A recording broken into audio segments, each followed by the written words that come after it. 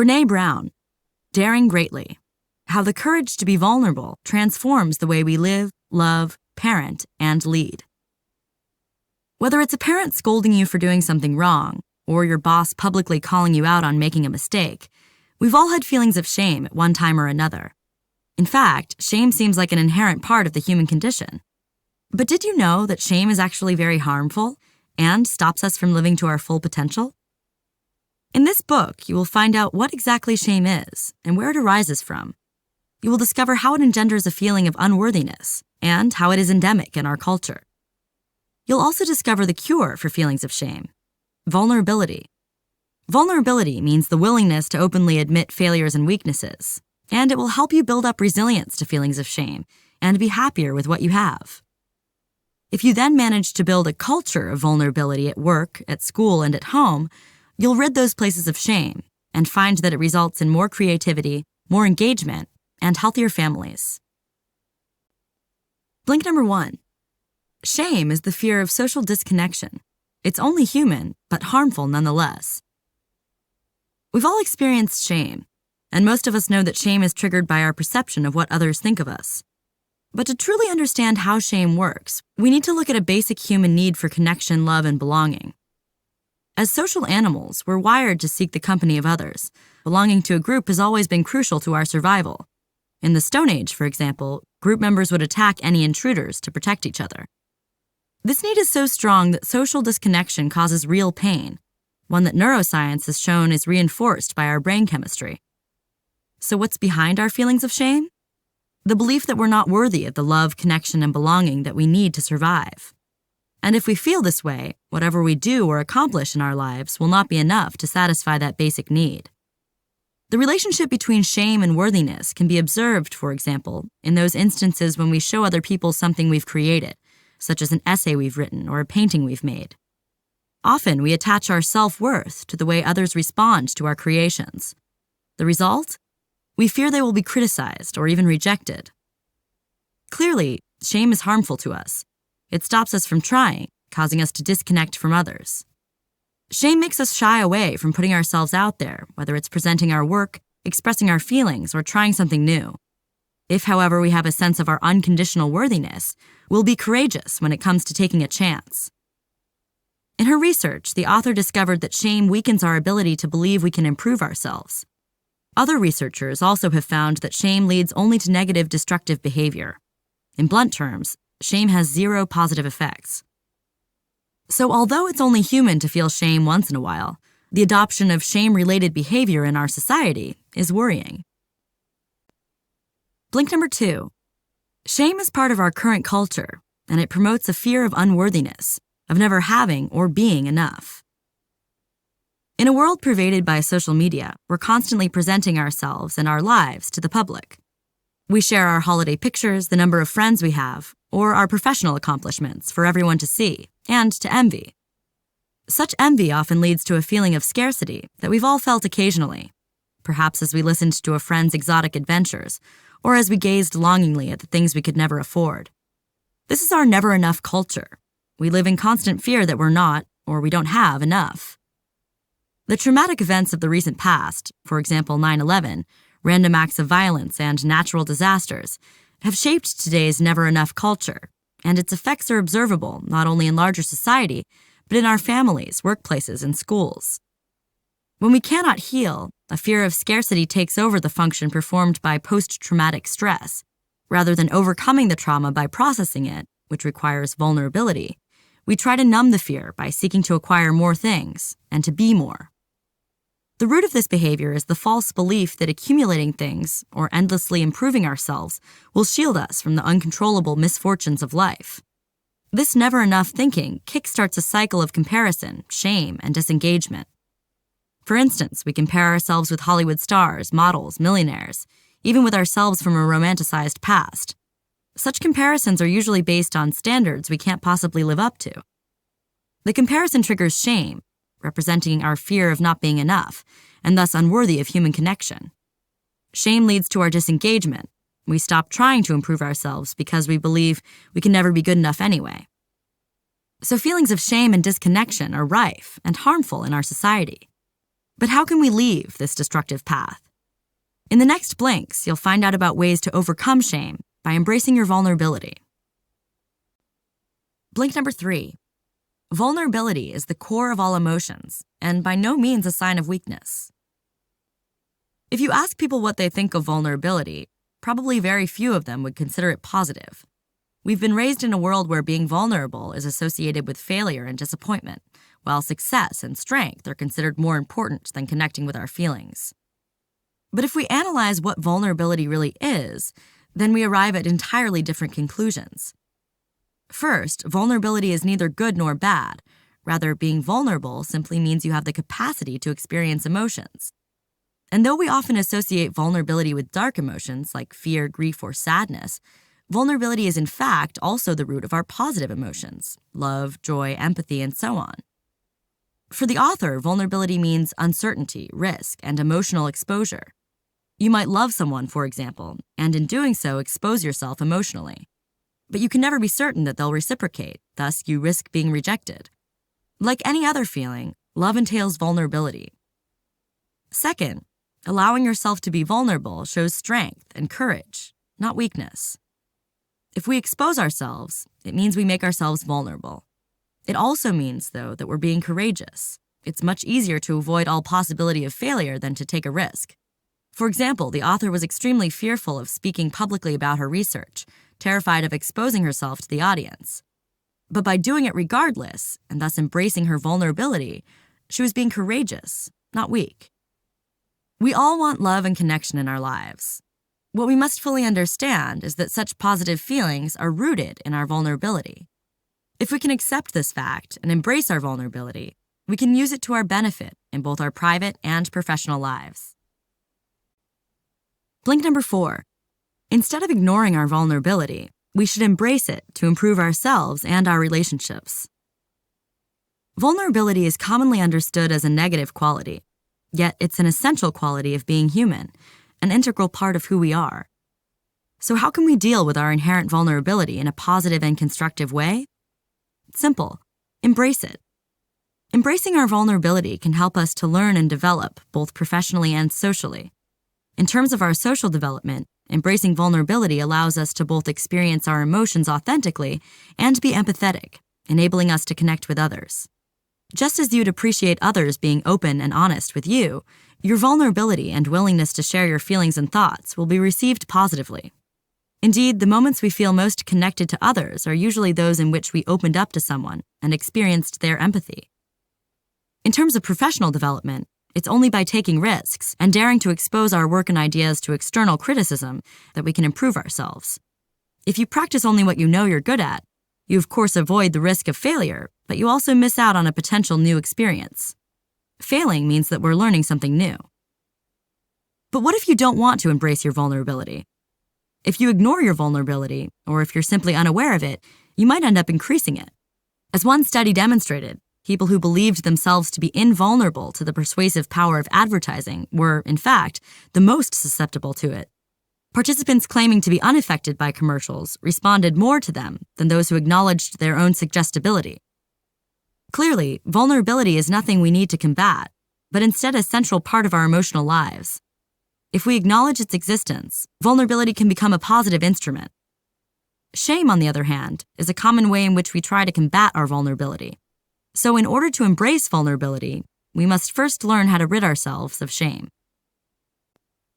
Blink number 5. By understanding and verbalizing our shame, we build a resilience to it and experience others' empathy instead. Because shame is precisely a fear of self-exposure, it's not a feeling we usually share easily with others. We've all wished sometimes for the ground to open up and swallow us, shielding us from the judgmental glances and suppressed laughter of others. And often the feeling of shame is more painful to us than whatever it is we're ashamed about. Shame can certainly be awful. So how can we resolve it? Talking about our feelings of shame and naming them often diminishes their power. In fact, verbalizing our shame actually makes us resilient to it. This is because shame gains power through being unspeakable. The less we talk about it, the more control it has over our lives. The problem is that it's natural for us to keep our shame to ourselves. Shame doesn't even require the presence of other people. Most of us are likely to be our own worst critic and maintain a stockpile of shame to draw from. But if we generate enough self-compassion, we're able to endure shameful experiences not only without feeling crushed, but also to emerge on the other side as more engaged and courageous. In other words, we make ourselves shame resilient. When we're resilient to shame, in situations where we'd normally feel shame, we can instead feel the empathy of others. Since we feel shame only when we fear others' opinions of us, we can become resilient to it by reaching out and verbalizing it. In doing so, others can understand our fears and emotions, leading them to empathize with us, and then we can replace any feelings of shame with those of received empathy. We've all experienced the relief of opening up to others, our problems melting away as we begin to feel understood. This is a truly powerful weapon against shame. Gaining resilience toward shame is just the first step on our way to embracing vulnerability and to living a more engaged and connected life. Blink number 6. If we feel satisfied with what we are and have, we'll dare to stop hiding our vulnerability. It's natural and common to want to improve ourselves or acquire more. This desire stems not only from a general competitiveness, but also from a need to shield ourselves from harm. If we were only rich, successful, popular enough, we tell ourselves, we'd be immune to pain and disappointment. In other words, behind wanting to be and have more is our hope that we can rid ourselves of vulnerability. In reality, vulnerability cannot be overcome, only hidden. Most people are so uncomfortable with their vulnerability that they try to mask it from others, and even themselves. How do we hide it? Through behavioral patterns like perfectionism, foreboding joy, and numbing ourselves with alcohol and other drugs. For example, we've all experienced joyful moments that turned sour because we began to imagine something bad would happen. We do this to galvanize ourselves against the imagined impending doom, rather than remain vulnerable to the feeling of joy itself. Perfectionism works the same way. We strive for perfectionism to shield ourselves from the possibility of failure. But if instead of allowing our fear of never enough to take over, we start accepting that we are and have enough already, this will enable us to unmask ourselves and reveal our vulnerability. For example, by ridding ourselves of the unreachable goal of perfection, we're able to open ourselves up to possible criticism or failure without letting it define who we are. Similarly, instead of ruining happy moments by imagining the worst, we can accept that we're worthy of that momentary joy. We should be grateful in those very real happy moments, not afraid of imagined tragedy. So by being satisfied with what we are and have, we're able to embrace our vulnerability, freeing us to lose the masks that only serve to harm us. Without such masks, we can finally see ourselves and be seen by those around us. Next, you'll hear about how a culture of vulnerability can be beneficial at work, at school, and at home. Blink number 7. An atmosphere of shame is toxic to any workplace or school. We've all heard of some dubious motivational strategies meant to drive people toward desired objectives at school or at work. These include such concepts as benchmarking, where performance is compared to certain set rates or norms, and shaming and blaming, where people's weaknesses or failures are openly displayed. Office employees must sell a certain amount to get their bonus, school teachers read pupils' grades out loud to the class, and universities allow only the best undergrads to advance to their graduate programs. But anyone who's been under the threat of being publicly shamed knows all too well the hazardous effects it can have on one's productivity. First, shame can lead to disengagement. If we're forced to work or learn in a shame-based environment, at some point, we stop being emotionally invested because feeling shame disconnects us from our surroundings. As a result, we probably won't work as hard anymore, or we might even disengage completely by quitting. Second, such disengagement threatens creativity, innovation, and learning. Whether at school or at work, if you want to come up with a creative new idea or an unusual but effective solution to a problem, you have to feel involved in what you're doing. If, through being shamed, you become disengaged, this leads to disinterest and inaction, holding you back not only from being involved, but also from learning about and improving yourself. Indeed, no workplace or school can function without creativity and innovation. Can you imagine a school without creativity? Learning involves starting to think independently and produce your own questions, answers, and ideas. In short, being creative.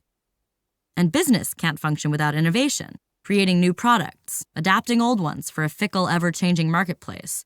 no enterprise could survive without it. As you can see, an atmosphere of shame in our workplaces and schools is harmful and counterproductive. It's clear that if they want to remain effective and productive, companies and schools should adopt or develop an alternative set of motivational strategies. For instance, by encouraging vulnerability. Blink number 8. Leaders in education, work, and society as a whole should combat disengagement by encouraging vulnerability over shame. Changing general patterns in society always requires engaged individuals taking the first step.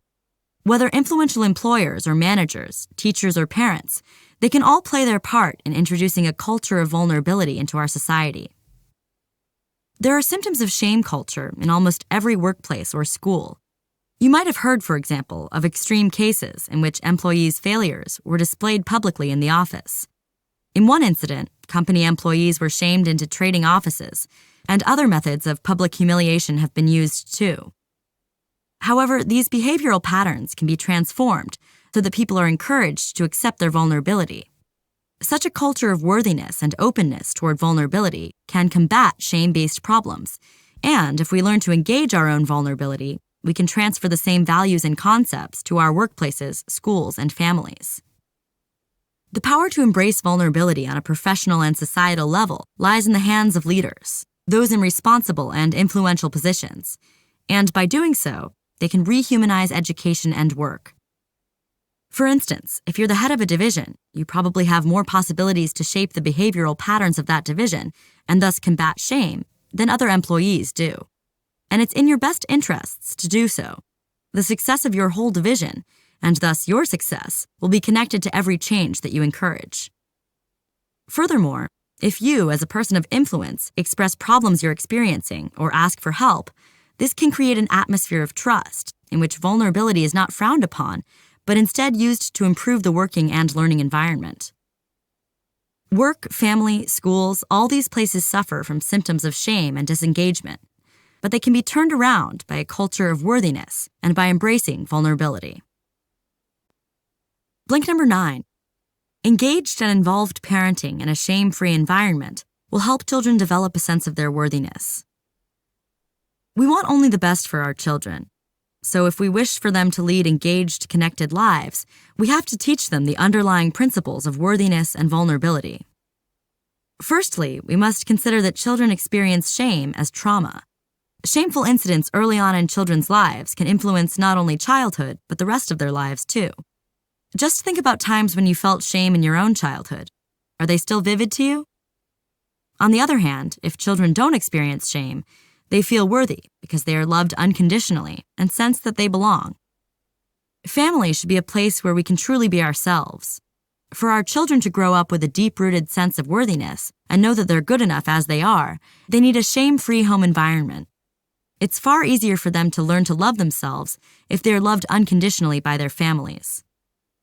This is exactly why, as parents, we must teach our children shame resilience. We do so by being involved and engaged parents, but also by accepting our own worthiness. Creating such an atmosphere requires parents to act as role models, committing themselves to the norms and values of worthiness that they want their children to inherit, instead of simply preaching them. This creates an open and consistent atmosphere for children to develop in. Put simply, if parents want to teach their children that they're worthy, they must first accept their own worthiness.